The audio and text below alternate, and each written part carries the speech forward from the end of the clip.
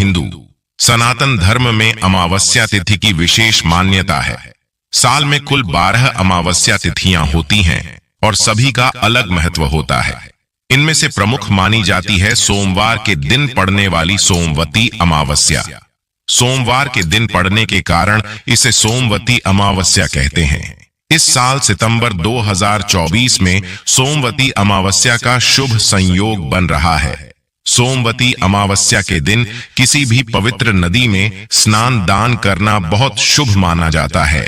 मान्यता है कि यदि कोई व्यक्ति इस दिन गंगा स्नान करता है तो उसे समस्त पापों से मुक्ति मिलती है और उसकी मुक्ति के द्वार खुलते हैं।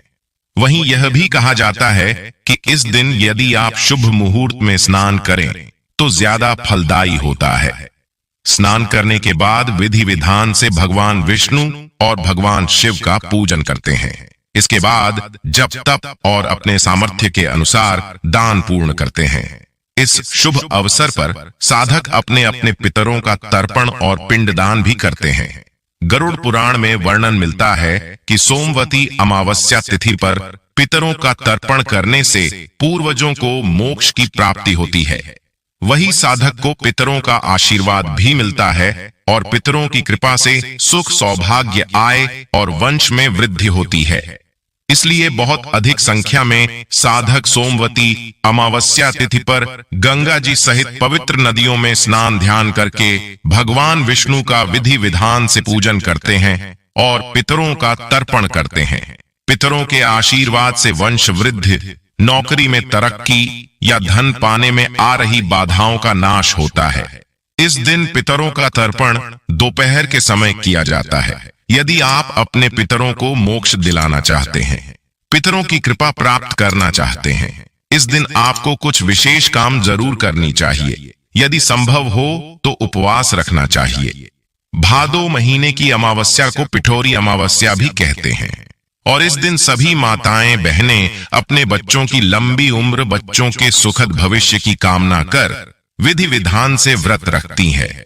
इस सुहागिन महिलाएं अखंड सुहाग की प्राप्ति के लिए अपने पति की लंबी आयु के लिए भी व्रत रखती हैं। सोमवती अमावस्या के दिन पीपल के वृक्ष में जल चढ़ाना और इसमें दीपक जलाना भी बहुत शुभ माना जाता है। हिंदू धर्म में पीपल के वृक्ष में भगवान श्री हरि का वास होता है। इसलिए पीपल के वृक्ष के चारों ओर 108 बार फेरी लगाकर उसकी पूजा करने और कच्चे सूत का धागा वृक्ष के चारों ओर लपेटने से सौभाग्य और समृद्धि की प्राप्ति होती है।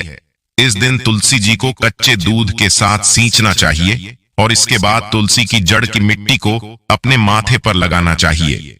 शाम के समय तुलसी जी के पौधे के सामने घी का दीपक और पीपल के पेड़ के नीचे सरसों के तेल का दीपक प्रज्वलित करना बहुत ही शुभ माना जाता है। यदि आप सोमवती अमावस्या को प्रातः स्नान आदि से मुक्त होकर सूर्य देव को तांबे के लोटे में जल भरकर और उसमें अक्षत और कुमकुम मिलाकर अर्घ्य देंगे तो लाभदायक हो सकता है। इस दिन गरीबों को दान करना विशेष रूप से फलदायी माना जाता है। साथ ही यदि आप वस्त्र और अनाज दान में देते हैं तो इसके अलग लाभ होते हैं। सोमवती अमावस्या के दिन गाय को घी लगी हुई रोटी और गुड़ खिलाने से मनोकामनाओं को पूर्ति हो सकती है। सोमवती अमावस्या का दिन पितरों और शिव पूजा के लिए समर्पित है। इस दिन सूर्योदय से पूर्व नदी में स्नान करें, फिर कच्चे दूध में दही शहद मिलाकर शिव जी अभिषेक करें और चौमुखी घी का दीपक जलाकर शिव चालीसा का पाठ करें। इस दिन व्रत करने से सुहाग पर संकट नहीं आता, वंश वृद्धि होती है, कार्यों में आ रही अड़चनें खत्म होती है, बिगड़े काम हुए काम पूरे होते हैं। इस बार अमावस्या तिथि प्रारंभ होगी 2 सितंबर सोमवार को सुबह 5:23 से और समाप्त होगी 3 सितंबर मंगलवार की सुबह 7:25 पर। ऐसे में उदय तिथि के अनुसार 2 सितंबर सोमवार को ही अमावस्या का व्रत रहेगा। इस दिन स्नान दान और पुण्य कर्म या पितरों के निमित्त तर्पण, पिंडदान आदि कर्म किए जाएंगे। अब जानिए कि अमावस्या के दिन कौन कौन से बेहद शुभ योग बन रहे हैं और इस दिन पितरों के निमित्त पिंडदान और श्राद्ध कर्म किस समय कर सकते हैं। 2 सितंबर सोमवार को सूर्योदय होगा। सुबह 6:13 पर सूर्यास्त होगा। शाम 6:39 पर ब्रह्म मुहूर्त, जो कि सुबह स्नान और ध्यान के लिए उत्तम होता है, सुबह 4:37 से 5:25 तक रहेगा। पितरों के निमित्त तर्पण आप कर सकते हैं सुबह 11:30 से 2:30 के बीच में, और स्तन राहु काल सुबह 7:30 से 9 बजे तक रहेगा। राहु काल में आप कोई भी शुभ काम ना करें, और यदि आप सबकी पूजा करना चाहते हैं तो सुबह 7:30 बजे से पहले कर लें। राहु काल के समय आप राहु और केतु ग्रह से संबंधित लोहे आदि का दान कर सकते हैं। ऐसा करने से आपकी कुंडली में यदि राहु और केतु ग्रह अशुभ प्रभाव दिखा रहे हैं, राहु और केतु ग्रह की कुंडली में बैठे हुए हैं, तो उससे आपको बहुत हद तक मुक्ति मिल सकती है। शिव योग प्रारंभ होकर 1 सितंबर रविवार को शाम 5:50 पर और अमावस्या तिथि के दिन यानी 2 सितंबर शाम को 6:19 पर समाप्त होगा।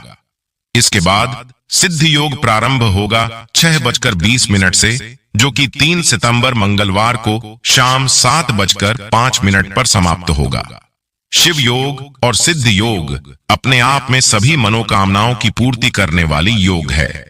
इन योगों को बहुत ही शुभ माना जाता है। तो इन योगों में आप काल सर्प दोष मुक्ति के लिए या फिर कुंडली में यदि किसी प्रकार का कोई ग्रह दोष है तो उसके निवारण के लिए, उसकी शांति के लिए उपाय कर सकते हैं।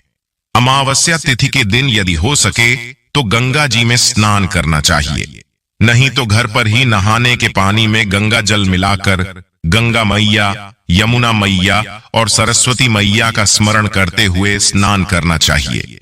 इस दिन बहते हुए जल में दीपदान करें और जरूरतमंदों को अपनी सामर्थ्य के अनुसार दान अवश्य करें। इस दिन मछलियों को आटे की गोलियां बनाकर खिलाएं, चींटियों को आटा डालें। पीपल, बरगद, केला, तुलसी जैसे पेड़ लगाने चाहिए। इनमें देवताओं का वास माना जाता है। भादों अमावस्या से पहले जो शुक्रवार पड़ रहा है, उस दिन 100 ग्राम चावल की ढेरी बनाकर उस पर लक्ष्मी जी को स्थापित करें। रोजाना मां लक्ष्मी पर एक दाना चावल अलग से अर्पित करें और फिर पूजन करें। जो चावल प्रतिमा के नीचे रखे हैं, भाद्रपद अमावस्या पर उन्हें पक्षियों को चुगने डाल दें। धन प्राप्त होने की राह बनेगी। इसके बाद शुक्ल पक्ष के शुक्रवार को खीर बनाकर लक्ष्मी जी को नैवेद्य रूप से अर्पित करें। मान्यता है इससे देवी लक्ष्मी घर में वास करती हैं और धन की समस्या का अंत होता है। पूर्वजों भी प्रसन्न रहते हैं। सोमवती अमावस्या